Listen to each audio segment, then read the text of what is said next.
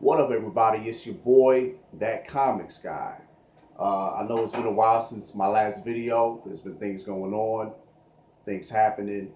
Um, Make no mistake, I'm still putting vids up. I'm still doing my thing. For today's video, I thought I'd talk about, do a little movie review slash analysis, if you will, on The Amazing Spider-Man 2, which starred Andrew Garfield and came out back in 2014.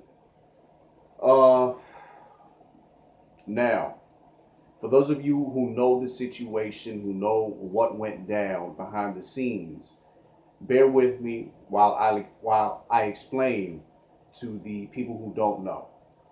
Um, Basically, what happened was, okay, so you had the Raimi trilogy, right? You had the Sam Raimi Spider-Man trilogy. It started in '02, so you had the original came out, did great. You had Spider-Man 2, which most consider, even myself, to be the greatest Spider-Man film ever made, one of the greatest superhero movies ever made. So, Maguire, Raimi, the whole crew, everybody was firing on all cylinders with those first two movies. Then 2005 went by, then 2006, and then finally in 2007, you had Spider-Man 3. Now, Spider-Man 3 it made bank, but it bombed critically. Uh, so that was a complete debacle. At the time, I supported the movie, but looking at it now, the movie had problems. Then you had the first Garfield movie, which was moderately successful. It made bank. People enjoyed it. People liked it. Uh, and, there was word of a sequel, and the sequel came. Uh, Again, 2014, The Amazing Spider-Man 2. Now, this is a movie that people, they either love it or they hate it. I can tell you right now, the movie has a lot of problems. Okay, The Amazing Spider-Man 2 has a lot of problems.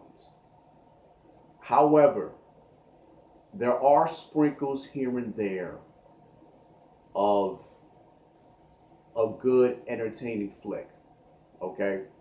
Now, I'm not going to spoil it because there might be some of you watching who've never seen the Amazing Spider-Man 2. Maybe some of you guys caught the first Garfield and you weren't impressed. The first Spider-Man Garfield flick and you weren't impressed. And for whatever reason or another, you didn't feel compelled to see the second film.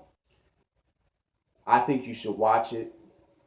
Okay, again, it has problems. Now, uh,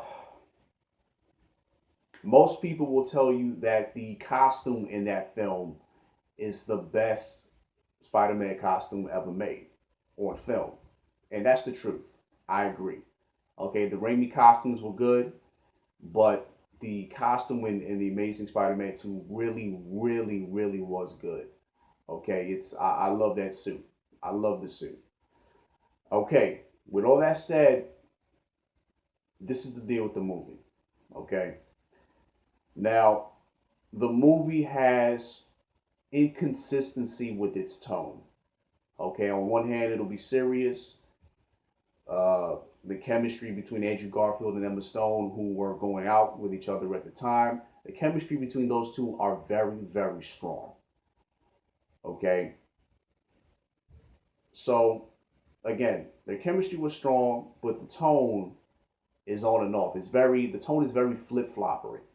Okay, um, then you have Max Dillon, aka Electro, played by Jamie Foxx. Now, Jamie Foxx is a good actor, okay, and he did what he could with the script and his character. I'm not a fan, however, of how he depicted the regular Max Dillon. Again, that's not on him. That's on the creators of the film, actually. That's on Mark Webb, the scriptwriters, etc. They could have easily had Max Dillon be portrayed as like some low rent goon who you still could buy, who you could still kind of take seriously, but not like a nerd or nothing like that. I don't know why they went that direction or whatever, but they did.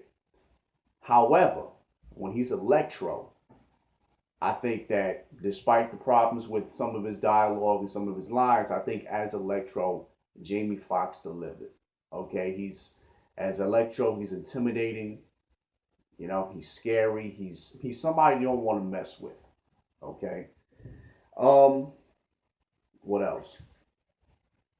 The action sequences are really good.